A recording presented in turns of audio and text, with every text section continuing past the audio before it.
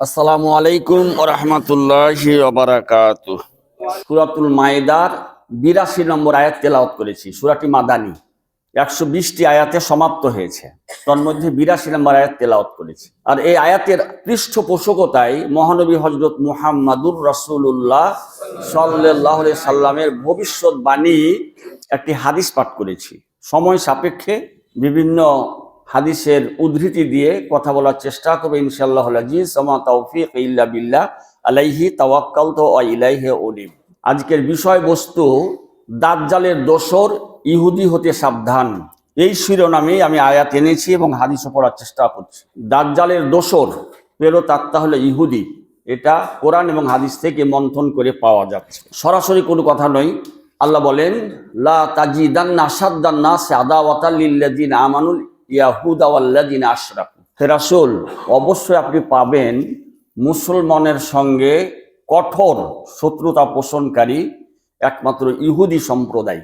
এর সঙ্গে যোগে আছে মক্কার কুরাইশ মুশরিকরা এবং কাফিরেরা। মক্কার মুশরিক এবং কাফির, এদের সানেই কিন্তু আয়াতটি অবতীর্ণ হয়েছে। এরা কখনোই, ইহুদি এবং মুশরিক, পৌত্তলিক, বহু ঈশ্বরবাদীরা কখনোই মুসলমানের সঙ্গে সমঝোতায়, শান্তিতে সন্ধি করবে না। সবসময় বিপক্ষ, সবসময় প্রতিপক্ষ অবস্থান নেবে এরা। এটা আল্লাহর বাণী। তবে সেই সময়ের কথা, সে মাক্কি জীবনের যে ইতিহাস, হিজরত করা, এর সঙ্গে কিন্তু জুড়ে গেছে। আল্লাহ পাক জুড়ে দিয়েছেন। মদিনাতে আসার পরে আয়াত দিয়ে জানিয়ে দেওয়া হয়েছে, যখন মক্কা থেকে কতিপয় মানুষ, প্রথমত 11 জন সাহাবী, হযরত উসমান রাদিয়াল্লাহু তাআলা আনহু এবং তার সহপত্নী রাসূলের দুহিতা রোকায়াকে সাথে নিয়ে, আরো সঙ্গে 9 জনকে নিয়ে উনি লোহিত সাগর পার হয়ে ইথিওপিয়া, বর্তমান নাম, আগের নাম আবুসিনিয়া বা হাবসা বলা হয়, এখানে ওনারা হিজরত করেছিলেন রাসূলের অনুমতি সাপেক্ষে। সেই সময়ের খ্রিস্টান বাদশা ছিল নাজ্জাসী। তিনি কিন্তু এই 11 জন মুসলমানকে আশ্রয় দিয়েছিলেন। এই আশ্রিত ব্যক্তির সহজ সাধ্য জীবন যাপনের কথাটা মক্কাতে পৌঁছেছিল। তখন এই জাফর বিন আবি তালিব আরো ৭০ জন সাহাবীকে নিয়ে রাসূলের আদেশক্রমে সেই লোহিত সাগর পার হয়ে আবিসিনিয়ায় তারা আগমন করেন। তারা প্রায় ৮১ জন হয়ে যান। তাদের আতিথেয়তার জন্য নাজ্জাসী বাদশার কোনো ঘাটতি কমতি ছিল না। মক্কার কুরাইশ প্রধান এরা দেখলো যে আমাদের সজাত, আমাদের গোত্রীয়, আমাদের বংশীয় লোক আমাদেরকে প্রত্যাখ্যান করে চলে যাচ্ছে এবং আমাদের দুর্নাম বহির্বিশ্বে ছড়িয়ে পড়ছে। এটা কি করে হয়? তো যাও, বহু উপঢৌকন নিয়ে তারা সেখানে উপস্থিত হয় এবং ফেরত চাওয়ার কথাটা বলে। এদেরকে ফেরত দেওয়া হয়, আমাদের স্বগোত্রীয় লোক, বংশীয় লোক, ফেরত দেওয়ার কথাটা বলা হয়। নাজ্জাসী বাদশার কাছে জাফর বিন আবি তালিব, যিনি মুতার যুদ্ধে শহীদ হয়েছিলেন, একটা বক্তৃতা দিলেন। সেই বক্তৃতা ছিল কোরআন ও সুন্নাহর আলোকে, রাসূলের জীবন চরিত, তার সঙ্গে কোরআনের আয়াতের বক্তৃতা দিয়েছিলেন। সেই বক্তৃতায় তিনি ফুটিয়ে তুলেছিলেন এমন কিছু কথা যেগুলা হযরত ঈসা রুহুল্লাহর সঙ্গে সামঞ্জস্যপূর্ণ ছিল। কারণ কোরআনুল কারীমের অনেক আয়াত ইনজিলের মধ্যে পাওয়া যায় এবং সেই কথক ছিলেন ঈসা রুহুল্লাহ, ঈসা বিন মারিয়াম।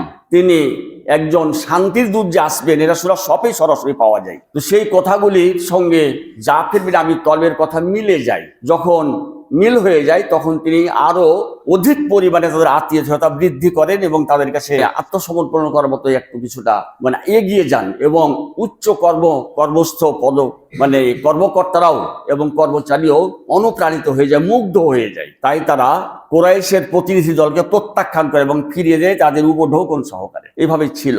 তো আল্লাহ রাব্বুল আলামিন এই জিনিসটাকে, অর্থাৎ খ্রিস্টানদের, কিছু খ্রিস্টানের ভূয়সী প্রশংসা করতে গিয়ে আল্লাহ রাব্বুল আলামিন এই আয়াতটি অবতীর্ণ করে বলছেন, হে রাসূল, তুমি তাদেরকে অধিক পরিমাণে তোমার সাহায্যকারী, মুসলমানের সাহায্যকারী হিসাবে পাবে, যারা নাকি নিজকে বলে যে আমরা নাসারা সাহায্যকারী, নাসারা সাহায্যকারী, আমরা খ্রিস্টান ধর্ম অবলম্বী, এদেরকে পাবে। আল্লাহ রাব্বুল আলামিন তার রাসূলকে জানিয়ে দিলেন যে এরা খুব কাছাকাছি থাকতে চাই, এরা খুব ভালো মানুষ। তাদের ভূয়সী প্রশংসা করেছেন মহান আল্লাহ। কারণ হিসাবে আল্লাহ বলেছেন, এদের মধ্যে আলেম ওলামাদের সংখ্যার আধিক্য আছে। অধিক পরিমাণে এই খ্রিস্টান ধর্মের মধ্যে আলেম ওলামা আছে, ইনজিলের আলেম ওলামা, মাশাইখ আছে, এবং তারা সন্ন্যাসী, সংসার ত্যাগী, রুহবান সংসার ত্যাগী, যারা দরবেশ বলি, যাদেরকে আমরা দরবেশ বলে থাকি অনেক সময়, এই দরবেশ জাতীয় লোক। তারপরে এরা ভালো, নির্বিঘ্নে এরা আল্লাহ সঙ্গে এদের সম্পর্ক খুব নিবিড় সম্পর্ক, ঘনিষ্ঠ সম্পর্ক রয়েছে। জালিকা বিয়ান্না মিনহুম কিসিসিন, তাদের মধ্যে আলেম ওলামা আছে, রুহবান মানে ধর্মী সংসার ত্যাগী দরবেশ আছে, আর ওয়ান্নাহুম লা ইয়াস্তাকবিরুন, তার অধিকাংশই অহংকারী নয়, অহংকার মুক্ত জীবন যাপন করে। এটাই হলো কারণ। এটাকে দিয়ে পরবর্তী সময়ের পর্যালোচনা থেকে দেখা যায়, ইহুদি এবং খ্রিস্টানদেরকে পর্যালোচনা আনলে দেখা যায় খ্রিস্টানের মধ্যে যে আলেম ওলামার আধিক্য আছে এটা একবারে বাস্তবতা ভিত্তিক, বাস্তব। তবে ইহুদের মধ্যেও যে নেই তা বলবো না। বানি কাইনুকা গোত্রের একজন ইহুদি আলেম, তাওরাতের পণ্ডিত বলা হয় আব্দুল্লাহ বিন সালাম, তিনিও কিন্তু মুসলমান হয়েছিলেন, তার সঙ্গে কিছু মানুষ মুসলমান হয়েছিলেন। এই জন্য কোরআন বলছে ওয়াতারা কাসীরাম মিন আহলিল কিতাব, আহলে কিতাবের অনেক মানুষকে পাওয়া যাবে। বোঝা গেল যে অনেক মানুষ বিরোধিতাই করবে, যেটি পূর্বের আয়াতে আল্লাহ পাক বলে দিলেন যে ইহুদিরা কখনোই মুসলমানের কাছে সনুকূলে সাহায্যকারী হিসেবে দাঁড়াবে না এবং তারা সব সময় কঠোর শত্রুতায় লিপ্ত হবে। এটা আল্লাহ পাকের বাণী। এটাই কিন্তু এই পর্যন্ত পরিলক্ষিত হচ্ছে এবং দেখাও যাচ্ছে, বাস্তবের সঙ্গে মিল রয়েছে, খুব সুন্দর ঘনিষ্ঠ মিলও রয়েছে।